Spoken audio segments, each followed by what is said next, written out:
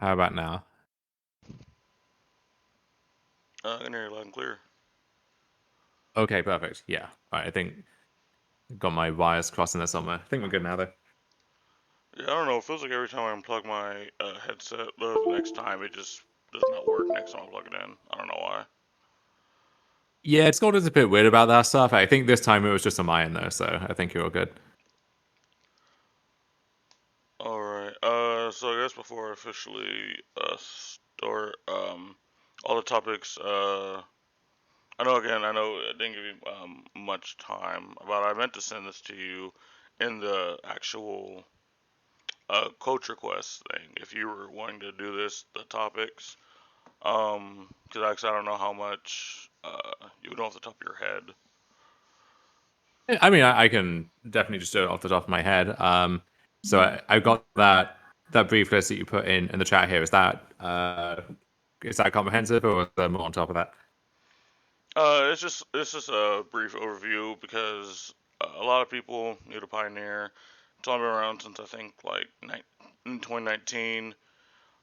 Just kind of like where it started, like metagame wise, and where it slowly transformed. And just Hmm. a little bit of the ban list. Actually, I need to pull up the ban list real quick because I do want to make sure I don't say anything wrong. Found out there was a lot of cards I didn't even know was banned. Because apparently Wilderness Reclamation and Kethis is banned. I did not know any of this. Yeah, I mean, some of those bands are still hotly contested to this day, but yeah, just from the outside, if you haven't been following Pioneer, like looking at the ban list, it's kind of a weird experience. Like, Smug... Smuggler's Copper, it's 2022. You can take Smuggler's Copper off. That's just me, though. Yeah, Okay. So are you ready to rock and roll? yeah. Alright. Okay. Hey everyone, it's Cypher from Siphon TCG. And I am glad to grace your presence once again with another podcast. And today I have a very special guest.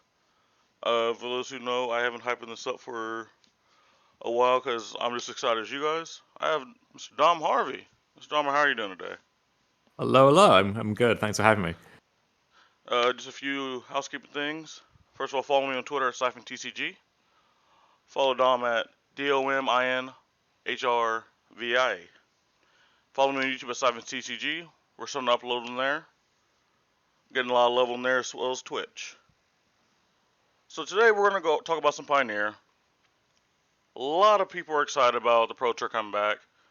A lot of people are also shocked about it being Pioneer out the gate. And I do feel that a lot of people do need a little bit of refresher on everything and a way to go forward. So we're going to bang out this topic today. Starting off with a brief history of Pioneer. So, Mr. Don, what's your history of Pioneer? So how did you start and how did you get into the format?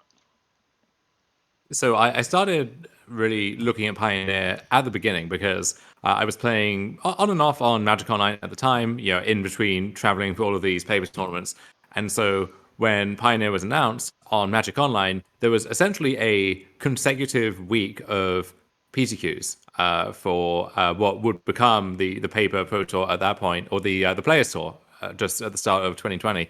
And so when you have a series of high level events every single day, that's a lot of incentive to sink your teeth into a format and keep track of how it develops over time. Also, really useful information for wizards in terms of monitoring the format to see where it was going. There's really no better way to do that than to just give people a reason to play the format and to try and optimize it. So I was actually in a group chat that was set up to prepare for that tournament or for all of those tournaments, and that eventually just evolved into this generic Magic group chat that's still going strong to this day. But at the time, the competitive focus was really squarely on Pioneer, and then we had the SCG Invitational that winter in 2019, where one of the formats was announced to be Pioneer, and this was actually going to be the first big paper Pioneer tournament. So at that time, I was planning to go to that event and had a strong incentive to do well in that event in terms of the leaderboard race and so on. And I was also excited to just tackle this new format because that's always one of the most interesting new puzzles you can face in Magic, I think. Yeah, I'm somewhat similar to you. Obviously, I didn't have that much time to dive into the format when it first came out. I remember like the big decks being mono black, mono green was super huge. There was that green ramp deck. You had a little bit of blue white control, not a ton, because whenever format's new, control is one of the hardest things to actually do. And I remember one of my favorite decks of all time was Sonic Nexus. And I'd say going into 2020, around 2019, when I was explaining to my friends what this format is, I was like, well, it's your favorite standard decks of all time. Like, literally, this is like, I feel like Pioneer is the Super Smash Bros. of the formats. It's like some of the greatest legacy decks that do have enough legal cards, or like the theme of it being um, available. A lot of the greatest modern decks, I'd say the large one is standard, like where it pulls from. They're all here. If you wanted food, the aggro decks, some of the degenerate chroma decks, like I've already named, Nexus, Copycat Windows, and Standard was absolutely crazy. All the ramp decks, the control decks, they're all here. Now their power level compared to other things are a little bit different, but what really drew this to me, it was just like it was a fresh start, because when obviously Legacy was created, I wasn't around. When Modern was created, wasn't around. Commander's always been a thing. It felt like Pioneer was something that was new and I could stick my teeth into, and I didn't have all these years and years and years of missing out on something, and always felt like I was on the outside looking in. I could be right there with the revolution of this format, and it was super fun. It felt fair, but more powerful than standard, which was like a really nice mix.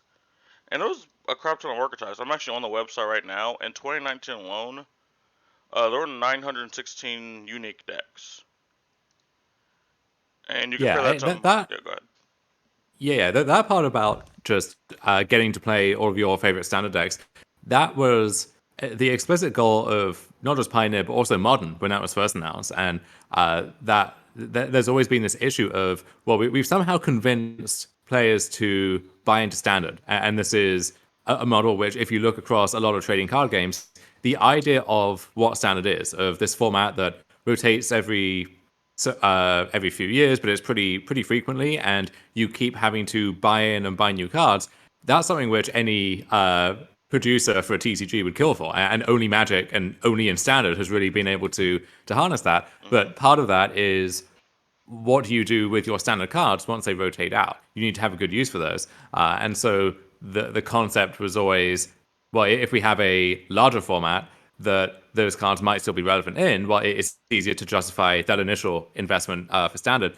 And modern never really was that. And back at the time, it was almost 10 years worth of cards. Now it's almost 20 years worth of cards. And you have like the Modern Horizon sets that are kind of rotating and resetting the format.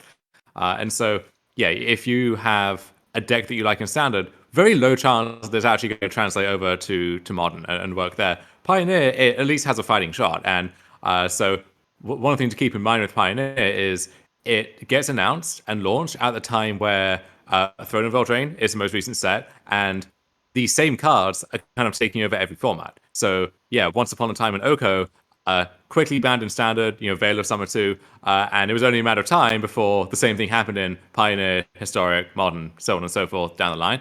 And so this was one issue with our whole concept, and a fundamental challenge to it is that, like, where do you go to escape the card that you're sick of in Standard? If the best deck by far in Standard is Reclamation, and then you go to Pioneer and Reclamation is still by far the best deck there, as it was for a period of time, then it feels like there's no escape. The format doesn't have its own identity. It's just the things that you're so sick of in other formats that you're trying to escape them.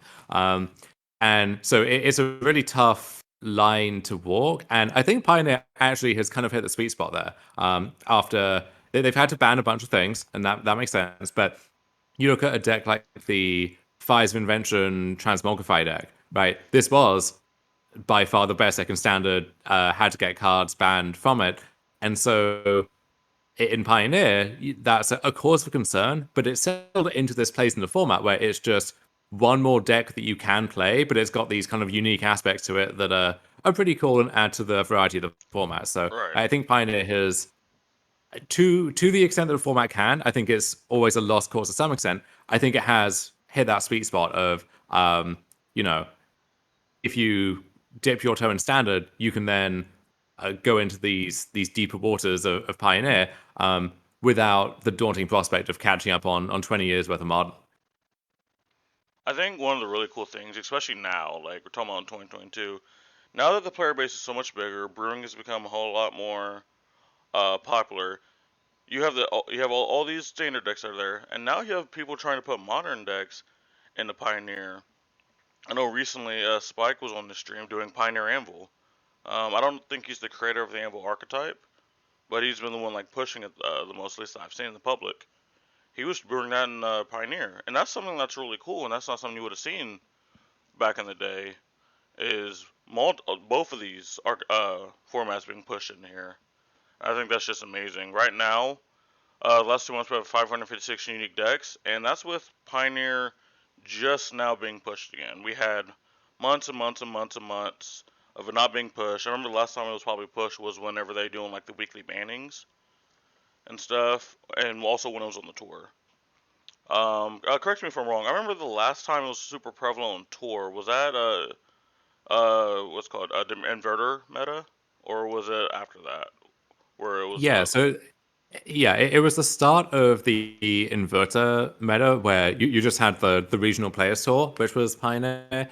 Inverter did very well there, quickly became just the top deck in the format, and that was just when COVID hit. So the first and last Pioneer Open won by Inverter, dominated by Inverter, and then the whole world shut down, and that really sapped any momentum that Pioneer had at that point. And so now that Pioneer is really coming back in a big way now, it's almost like it's being unfrozen after 2 years, and we're kind of picking back up where we left off, so to speak. Because there clearly was an intent to push Pioneer and have it be seen as a legitimate format, but all of these circumstances combined to make that really difficult. So launching alongside Throne of Eldraine, which just kind of ruined Constructed for a while, and then Uro Companions and so on came before too long, and then COVID just stopping paper play, so you could only play Pioneer online, and it's not on Arena, and sounds like it never will be at this point, so that could only be on Magic Online, so it kind of got shoved into the corner over there, and then even if you went into that corner to try and play Pioneer, the format itself kind of sucked at that point, because it was being throttled by Inverter, and it took them so long to fix that problem that any remaining interest had kind of dwindled by that point, and it took a long time to build that back up. And so, even though it had all of these things working against it, I think the core concept is good enough that people are giving it a second chance again, and I think mostly are liking what they see. Yeah, I also think one of the cool things about Pioneer, which I know a lot of people would enjoy, not myself, because I am a combo player at heart, and I just love the degeneracy, is there's actually not much combo. There might be a few metas where there is combo, but it's not degenerate like who printed this card combo. I think the closest thing to that now is probably Winota. I know there's a lot of talk about why Winota is allowed to be a card, but I do still realistically think you can be play around it. But if you look at 2021, the last year, we had a full year of Pioneer, 69% aggro, which is expected, 22% control, 10% combo. Honestly, I think that's pretty healthy. I think most people generally would agree like aggro is probably the best, the healthiest way to play a format. If control's ever number one, people just hate it, especially if it's blue white. I don't know why people specifically hate blue white so much. And then obviously combo's always going to be here, but combo's the hardest thing to play. So it's going to be a little bit less numbers unless there's just a combo deck that is so egregious where you have to play it. Even if you may not understand it, you just have to play it. Like, I think one of the decks that used to be like that was the Upsal Spells deck. Even though mulliganed a little bit unforgivingly, I think because of the power level of Pioneer, the average person could still get away with not maybe mulliganing the best and still get an uncontestable win. Stuff like that. But for the most part, you're a very fair format. Uh, RDW is one of the best decks in the format, and it's not because it's an easy deck. It's just a straight up good deck in the format. Phoenix sometimes has unfair parry patterns where they're killing your creatures while getting their Phoenix back, so they invalidate your removal. But hey, you can play around it. Most of the Dejourner stuff, you can play around. That's what I really do like about this format. It feels like less powerful modern, more powerful standard, and I think that's a very, very healthy mix. It's a weird misfire in that sense because when they finally addressed the inverter problem, they kind of massively overcorrected because their reading of why there was such a lack of interest was, oh, it's not just inverter, it's combo in general. So what were the other good decks at the time? Well, it's the Lotus Field deck with Underworld Breach, and it's the Heliod Ballista Mono White Devotion deck. And so they just took an axe to anything that resembled combo in the format. So Inverter, gone. Walking Ballista, gone. And that took a bunch of other strategies kind of down with it. And then the weird thing is, so they banned Kethis as well, which had not put up any results at the time, but it's a combo deck and it was doing well in some leagues, so they just nipped that in the bud before it could ever make a Didn't it strong have impression. like a turn one kill with like milling its whole entire deck and stuff, and like one through tosses? Wasn't there some type of wasn't that the combo or something? I don't 100% remember what that I combo mean, was. Kethis was never around for long enough to really like solidify into any one form. But when the Grim Reaper moved on to Lotus Field, it was weird because they banned Underworld Breach, and so I think with the idea being this would just kill the deck from existence. But instead, the deck survived and flourished because even though it had lost this really good combo card, the core engine survived intact, and everything else in the format had been cut down to size. And so the best deck for a while after that was just Lotus Field. And right now, it is arguably the best deck again. And that is a pure combo deck, right? As combo as a deck can be, pretty hard to interact with. And so if that was their goal to just completely eliminate combo, it failed in that regard. And who knows if that deck will get hit again in the future. But that is, to some people, part of the charm of Pioneer now is that you kind of have every playstyle in the game represented. So yeah, if you want to play pure combo deck, there's Lotus Field. You want to play pure control deck, you've got blue white, and then the blue white Yorion deck trying to like outgrind the mirror. You've got aggro decks. You've got Winota, which is like aggro combo. Phoenix, whatever you like, there is a deck there for you, and I think that's part of the appeal of the format. Yeah, 100% agree with that. So next thing, so WotC had standard, Pioneer, Legacy, Modern. That these four formats that they could have chose for the Pro Tour, but they chose Pioneer. I had a bunch of discussions with my friends. Personally, this is the one. This is what I wanted. I wanted it to be Pioneer, like secretly, but I couldn't give a reason why they should have done it. I don't know. I assume you've discussed it with a bunch of people. Why do you think they chose Pioneer over other formats? So I think that point of picking up where they left off in 2020, they clearly wanted at the time to promote Pioneer, and the reasons to promote Pioneer as a format have not really changed, and if anything, are maybe stronger now. And so when you're thinking about which formats to work into that rotation, there actually are not that many options because Legacy off the table, thanks to the reserve list and card prices and so on, it's just not accessible to have on any kind of larger scale.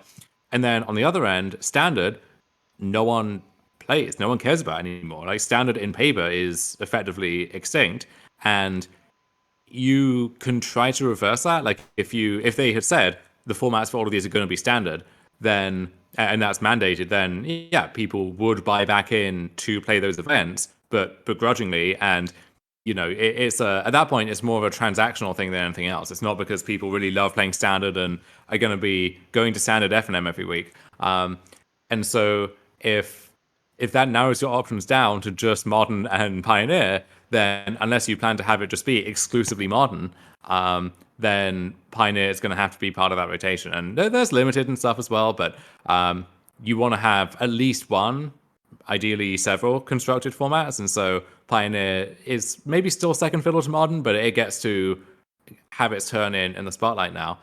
And even though they gave the regional organizers and the local stores a lot of leeway in terms of, do you want to make your events Modern or Pioneer or Standard, I would be shocked if more than single-digit percentage of those events end up being standard. I think that is just a lost cause at this point. So was this the same way on the OG, not the OG Pro Tour, but the most recent? Because I remember I watched a bunch of SCGs and stuff from where I wasn't playing, and it was predominantly modern, and then it randomly came Pioneer. It feels like all the way up until COVID. So like, how long did it take for them to start putting Pioneer in the Pro Tour once it came out? It was effectively immediate. It was the next Pro Tour equivalent event. And so the regional Pro Tour was meant to feed into the Players Tour finals, which would be, I think, split format, Modern and Pioneer. And that event just never happened because of COVID, kind of got rescheduled to online. And so we had some of the online only formats instead. But yeah, I think that the plan was always for Pioneer to be a big part of things, especially with interest in standard waning the way that it was. And so maybe it was kind of more inevitable that it would return, that it maybe seemed during the dark days of COVID where like no one cared about the format. Alright, so I guess so now we're here. We're in 2022. Current state of Pioneer. I guess like talk to me about like what do you usually feel right now? Because when it comes to me, if I was going to a tournament right now and kind of what I would feel around me, I would personally probably take Blue Red Days Undoing. Um, Only because I feel it has a really good matchup against Blue White and Lotus Field, which I think are pretty good matchups. Obviously, those decks are just that do have more shut up raw power than you. But I do think if you're able to resolve an Narset with counter magic up, and then the following turn you can Days Undoing, I feel like you're 90% to win that. I'm just throwing out a number, but that's just truly how I feel with playing the deck. But like, obviously like red deck wins. Phoenix Spirits are probably gonna be the most heavily contested aggro decks. You have blue, white, and fires. I think Demir's fallen a lot of favor. I know that people are trying to miss it again. And then obviously Winota and Lotus Field, big combo decks there. That's just probably how I see the meta. What do you think? What are you thinking right now? So I would expect a lot of red aggro, especially in paper. You know, it's one of the cheaper decks to build. There's a certain group that just really loves that playstyle, and it's a good kind of entry level deck, right? If you don't know much about the format, don't have much time to prepare, then you can only go so wrong by just picking up the burn deck and going to work. So I'd expect a lot of that, and then that maybe informs some of the other choices you have to make. So, like Lotus Field, for example, tends to have pretty polarized matchups where it is very good against slower decks of any description, but there's a cap on how fast it can be, and so it struggles against like Mono Red or Winota, for example. So, if you are a good Lotus Field player, then that's a really scary thing to face from across the table. You know, you don't want to get paired against a good Lotus Field player if you're on Blue White or Phoenix, for instance. But there's only so much you can do against the aggro decks who are faster than you. And then within that, I think Winota is going to be very popular. You see the prices for all of the components of that deck spiking pretty hard. At the Pioneer 5K that I top aided in Indy at the SCG there, Winota was, I think, the most popular deck, and looking at the tables around me, it was just everywhere. You know, Winota mirrors left and right. So that deck is very dangerous, very powerful, probably has the most raw power and speed of any deck in the format. And it's actually a lot more resilient to removal now than you might think. There's a lot of ways to grind through that. So I'd expect Winota to be there. And I think even though you can get a lot of free wins with it, if you know how to sequence against removal and to build the deck properly and so on, I think that you will win more than just someone picking it up and spinning the roulette wheel. And then same thing as with Mono Red, there's always people at every tournament, right, who play Blue White Control. Doesn't matter how good it is, how much they're going to struggle to win. There's always going to be people playing it, and right now they're not struggling to win. That deck is putting up good results, and I think is pretty good. And then, even though you have all of these things changing, ultimately, I think the headline is maybe the same thing it has been for the past 9 months, 10 months, which is Phoenix is the best deck. So those would be, I think, the big four I'd expect is Phoenix, Winota, Mono Red, and Lotus Field. Yeah, I think 100% agree with that. I think the only deck I would push into that top four, and maybe just becomes a top five, because maybe it is just number five, would just be blue white. I do know right now the fact that they're now adding Yorion just scares me, because it's like we got rid of Lurrus. Lurrus was everywhere. Now it's gonna be Yorion everywhere, and I've come around to the fact that it's just a good card. I used to think it's a trash card. Why would you want to put 20 extra cards in there, especially in a control deck? But it's just so much pure raw power, especially in the mirror match, which I will think there will be a decent amount of mirror matches in uh, these tournaments going forward of Blue White, being the de facto best control deck and it being close to a lot of people's hearts. Would you say it's like number five, or do you think there's some other decks like kind of pushing it down? And I guess we're talking about more about what we think paper meta would be rather than online meta. So what was the question there, sorry? So blue white. Kind of just Yeah. talking about it right now. Would you think it would be like the de facto number five in your top four, or do you think in paper there would be some other decks that would bring its power level down because it like has a good matchup, or maybe because like price? I know price isn't a huge factor in Pioneer because like their most expensive deck is like 700, right? Oh, Um, yeah, definitely the top five. I thought I'd included it the first time and maybe just slipped my mind or something, but yeah, I mean that is the top five, and uh, there will be times where blue white just is the most popular deck, flat out. So I think it's a very good deck. The issue with control decks sometimes is when they get pulled in all of these different directions. So if you have to try and win these control mirrors, and going to Yorion is one way of doing that, then that pulls you over here, but then you have to keep up with the Algo decks over here and Lotus Field over here, and that demands very specific tools. And then, oh look, here's Phoenix, which is still the best deck. And so if there are enough angles of attack to the format, this is the issue with control typically is it's hard to prepare for all of them at once. I think the tools it has these days, though, they're versatile enough that you can actually juggle all of those balls at the same time to some extent. yeah, I think a card like March kind of amplifies like a lot. The fact that even though like its targets are somewhat limited, they're hitting most of the targets that you're wanting to hit. It's really cool. Like Teferi is just a generically like insane card, probably top five cards in the format in my opinion. Its counter magic, obviously not comparing this to modern. I think its counter magic is pretty good, especially absorb, even though the card requirements are kind of steep. I think Game of the Three Life is actually turned out to be relevant in a lot of the games I've played, so I think it's in a pretty good spot.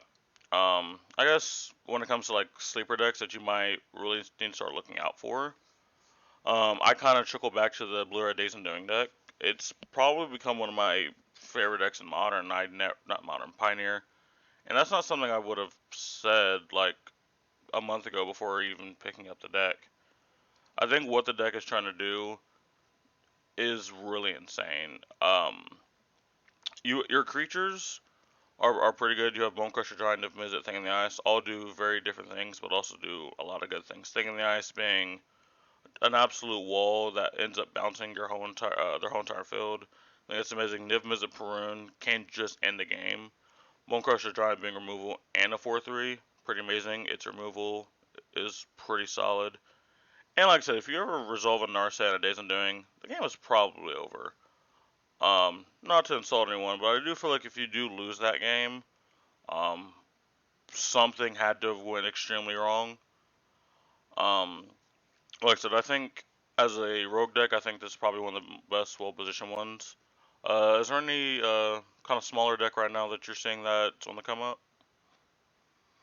I mean, there's always stuff like on the fringes. I guess the number six, the outsider looking in to that top five would be the black red decks. So there's the kind of sacrifice, only cult anvil, cold and familiar witch's oven deck, and then you also have just good old black red mid range. This is kind of the jund of the format. Just discard spells, some removal, some good threats, good grindy cards. Got the creature lands, which are a big part of that recipe too. Just very solid deck, and again, that's one playstyle which from Modern. There's always Jund guy, right? And so if you're Jund guy, your actual Jund not so great in Pioneer, but black red Just keep it simple and it gets the job done. Yep. I like that. I do like the fact it's Jund. We have actual Jund, but I think that Jund, it kind of actually is more towards combo because the Citadel version, which I guess not isn't pure combo, but like you're kind of common golf with a Citadel, at least in my opinion. One deck that it still has its present, but obviously isn't at the power level it used to be with a few of the bannings and other decks being paired up is Monogram Devotion. Monogram Devotion was one of the top decks for a long time, and I do think the banning of Walking Ballista did hurt a lot, and it's starting to raise its points up. It's at for currently 5% of the meta right now, which is pretty decent, I'd say. But I still think this deck is absolutely insane, but I personally don't know what happened to let other decks go above it, because realistically, it's only gotten better cards over the years, right? Obviously, not the bannings I was talking about, but obviously things like Oath of Nissa is really good. Storm of the Festivals being one of the new cards, I think that card's absolutely just bonkers and stuff like that. So like, I guess what is your opinion on this like a Monogram Devotion deck? Is its current like presence in the format like would you agree with it being like 5%? Should it be higher? Should it be lower? Like, what are your thoughts on the deck? Yeah, it's another, I think, strong deck with this unique angle of attack. There was a lot of that at the 5K in Indy as well. I think that you go back to the very first days of Pioneer. If for the people who are interested in their Pioneer history, this was like the breakout deck at first. It was kind of all over the PTQs, and it got cut down to size in several successive rounds of banning. So you Ley Line of Abundance went first, and then you had Oath of Nissa, which eventually came back in and has been pretty harmless since then. Once Upon a Time was a big component there too. And even after all of that stuff left, there was always just Mono Green showing up and doing pretty well. And at the first, at that Envy, which was the first paper Pioneer tournament of any size, Mono Green was the most popular deck. And so it's always kind of just been there chilling in the format. And I think right now it's fine. I have issues with, at the end of the day, you are still an Elvish Mystic Llanowar Elves deck, and so against Phoenix, they're just slicing your stuff down and then doing their thing. It's kind of hard to do your own thing consistently in the face of that, and then you don't have that much interaction. And so against a deck like Winota, like it's a lot easier for them to have that Winota nut draw that just kind of overwhelms whatever you're doing before you can get set up. So deck does have some weaknesses just built into it, but yeah, powerful deck, and if that's your style, I think it's a fine choice. Mm-hmm. I guess the last deck of this current topic I want to talk about is I think the deck I initially thought I was going to play, but then other decks kind of like did seem better. And this deck I talked to you about the last time I talked to you was Four Color Fires. Four Color Yeah. Fires, and we do have your current list brought up. I think it's a really solid version. I remember whenever I first looked at Fires, it was actually a Super Friends deck. And I always thought if a deck has the ability to pull off Super Friends, it's probably doing something a little bit too degenerate. But obviously we're not there anymore. But it just shows like this deck is very diverse. And right now we are on Transmogrify, which I do think is where we do want to be at. I remember those while we weren't really polymorphing. And I think that might have been why the deck lost its power level, because we weren't really building it right. I do think the new addition of Fable of the Mirror Breaker, you convinced me that this card is insane, because I thought this card was trash. I drafted it in the pre-release, and I looked at it, and I was like, okay, you get some material, you get to loot, and you get a worse Kiki Jiki. But then talking to you and then actually playing a few decks that have Fable the Mirror Breaker, I'm like, wait, this card's kind of nuts. So I remember, and you even told me that your friend gave you the deck for that, so I don't know if you really planned on playing that. But I guess, what was your experience with the Four Color Fires deck, and just overall thoughts? Yeah, I mean, I played the deck because it was fun and my friend had it. I do think it's a fine deck. I think the issue with it is it is inherently a little clunky and inconsistent. And as all of the other decks in the format become faster, become more refined, then they're better at punishing those inefficiencies. And you don't really get to sideboard that well with the deck, and there were just a bunch of issues with it. But yeah, Fable is a big upgrade for that deck, and really just for decks across the board. I think this is the big success story of Neon Dynasty. You see that card in Winota is adopting that card now. It just kind of does everything that deck wants. The Rakdos decks, the mid range decks are picking that up, and you even have combo decks with it, where you can pair that with the combat celebrant to just take infinite combat steps and deal infinite damage. So it's a card which, like, if you have red mana and you don't have very specific constraints on your deck, you should probably give it a try, because there's a good chance it outperforms your expectations. I agree with that. So I guess going on to the last portion, is talking about, like I said, the current power level and Pioneer going forward. I guess we'll start with you. Is there any cards you would like to see come off the ban list or go on to the ban list to possibly do anything to the format, or do you think it's in a pretty good spot right now? So the Walking Ballista ban really cut me deep, because my baby was Hardened Scales, and the Ballista ban effectively killed that deck, even though the ban was meant to hit the Heliod Ballista deck. And so I was always saying, well, like, why not just hit Heliod instead? I think now, if you unban Ballista, that deck, the Heliod deck, would become one of the best decks again, and maybe too good. I'm not sure. I think it would probably be okay, and so I would love to see Ballista come off just to revitalize some of those decks. I think the Devotion deck would get a lot better. I could play Scales again, even if it's not the smartest idea. So I think that should come off. I think Kethis never should have been there in the first place, and I think let that card have a chance to breathe. If it proves to be an issue, then axe it again, but I don't think it ever did. And there's some, you look over time, there have been these rolling rounds of bans, and that was how Pioneer got iterated on initially. Was the starting point is, we're just going to ban the fetch lands, which I think was a very good decision, and then let people figure it out. And as soon as something becomes too good, then we're going to axe it. So don't grow attached to anything for too long. But in the course of that, you end up with some cards which just kind of get framed for the crimes of other cards, or they get banned now, but then after 2.5 years, maybe they could come off again. So with that in mind, like, you could have the conversation about, like, Smuggler's Copter, for example. That one, I think it would become one of those things that just goes into every deck that can support it, which is kind of why it was axed in the first place. But maybe that's fine. Maybe the format can handle it now. There are other cards which I think you could take off, but, like, what's the upside? So Nexus of Fate, for example, especially with Reclamation now, that one would be safe, but if it shows up, then no one's going to have fun playing against that thing. So it depends what your priorities are. I think there are a few cards that could come off, but I don't see anything that, like, desperately needs to come off or go on, honestly. I'd say the only things I would personally take off, the last thing you said was Smuggler's Copter. The one thing I wasn't thinking about is the one reason they have banned cards in the past is for the sake of diversity, not the sake of power level. Smuggler's Copter would go in nearly single Abo deck, maybe not all, but, like, I'd say, like, at least 70%. Could definitely use Smuggler's Copter. I think a card like Once Upon a Time, and that might just be because I never played with it and truly felt its power.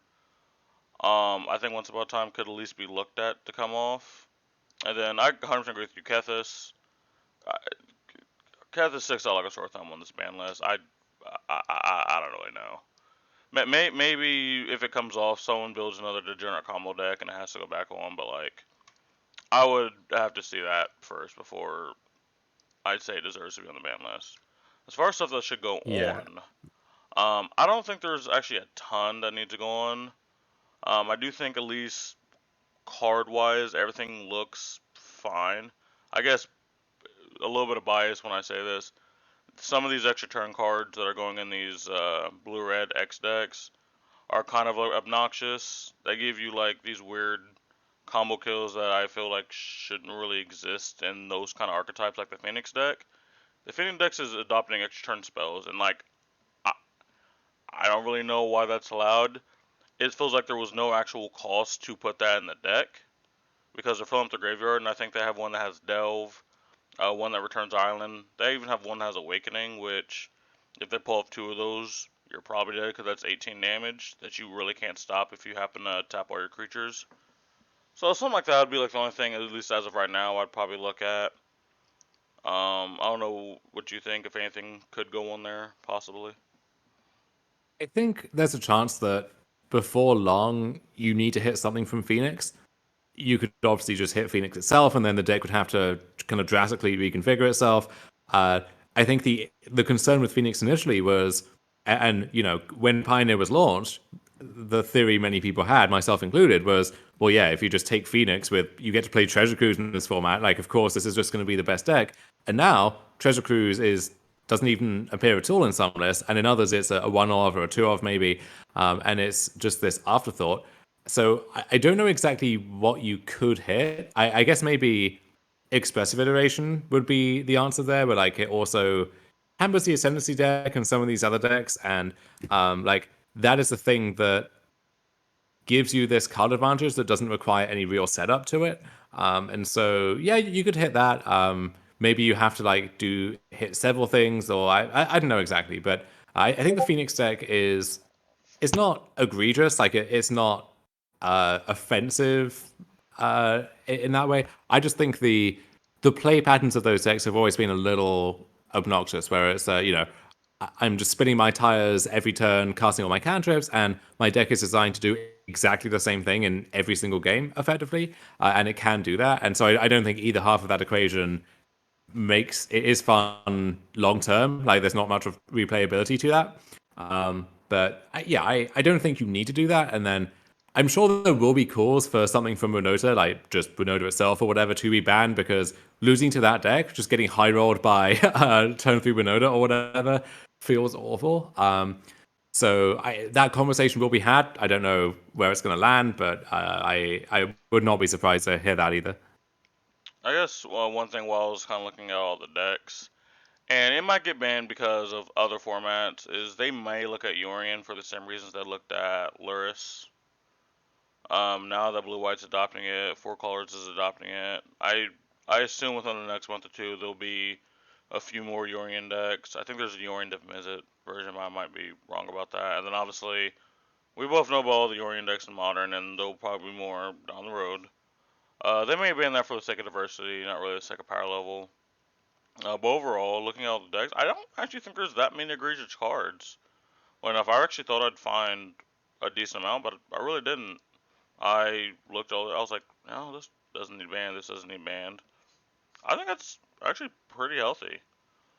Um, I think the Yeah, only thing. I could see maybe something from Lotus Field entering the conversation too, just because by design, the card Lotus Field has to be very difficult to interact with to see any play, and so it's essentially just Alpine Moon and Damping Sphere. And yeah, in theory, any deck can play Damping Sphere, but I don't think it's great if your matchup there is kind of hopeless otherwise. But if you draw one of your hate cards now, you're massively favored to win, and it has to be one of the specific cards instead of something that's more general, like Thoughtseize effects or counter spells or whatever. So I'm kind of surprised that deck is still around, just because you would figure the first time they would have hit Lotus Field instead of Underworld Breach. But now that it's still here and it is the premier combo deck of the format, maybe the best deck in the abstract, I could see them circling back to that too.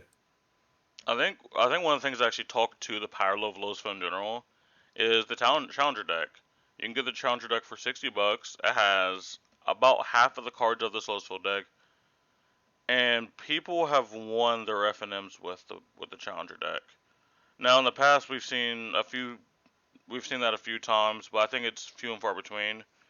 You have full powered Pioneer decks losing to an unsleeved Challenger deck. I'm being a little bit dramatic for that, but like I know what's happened because this happened to mine before, and it's. But like that was my thing. Is like I looked at the deck. I was like, what could you hypothetically ban and it changed the deck without like screwing up the like I know like in Modern, for example, people are like, man, there's this tower, and I'm just like, so no one's playing Tron anymore, like at all. You didn't just take the power level. I feel like you killed the deck, and it feels like hypothetically you could take like Lotus Field, but then it's like, does the deck really exist anymore?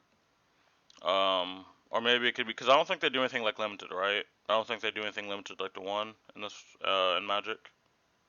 Yeah, there's no restrictions outside of vintage, which maybe is a shame. Maybe that could open up some interesting like design space for bands, if you like. But I think their approach, understandably, is to just keep it simple. And so, yeah, if you want to hobble the Lotus Field deck without killing it, then it's really hard to do without.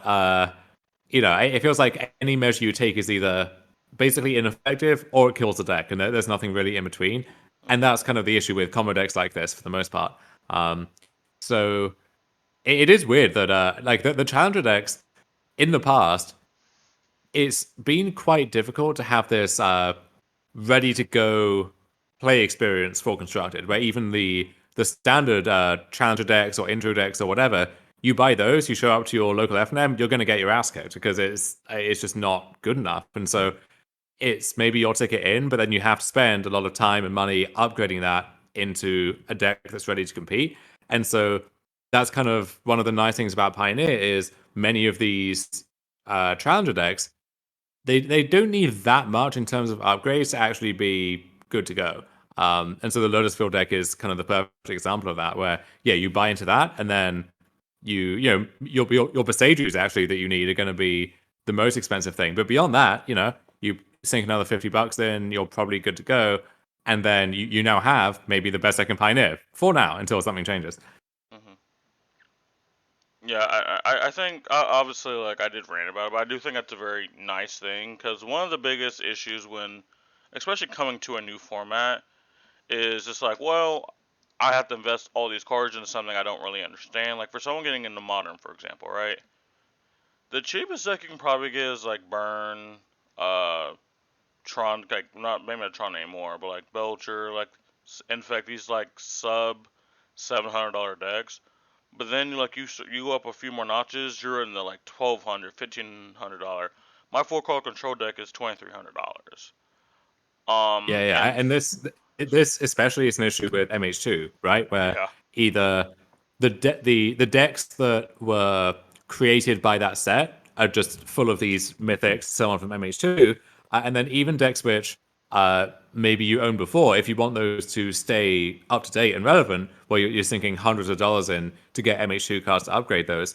And so, yeah, that's definitely more of an issue now than it ever has been in the past. And so, yeah, you're looking at either very specific fringe stuff. So yeah, burn or like some of the weird combo decks or what have you. But yeah, beyond that, you get into these eye-watering figures pretty quick. yeah. Um, so I guess them making powerful decks, cause like there was Shram, Burn, Spirits, and crap. What I just said it. What was the last? Lotus Field. So I actually bought the Pioneer Spirits and the Pioneer Shram deck, and out of the gate I was doing pretty good. I obviously upgraded them pretty quickly. But for my first few matches, trying to get a feel of the decks, I was like, these decks are actually pretty good. The only bad downside of the decks, which is how they are 9 10 is the mana base. The mana base was what was holding you back in the first place. But the actual main deck of actual spells was pretty solid. And I do think if they do this going forward, I know they just came out with the standard challenger decks. I haven't had to look at those. But I am actually generally interested. Are they actually just upping the power level of these challenger decks to get people into these formats? Yeah, I don't know if there's a conscious move behind that, but it would make sense. I think that would be a logical thing to do.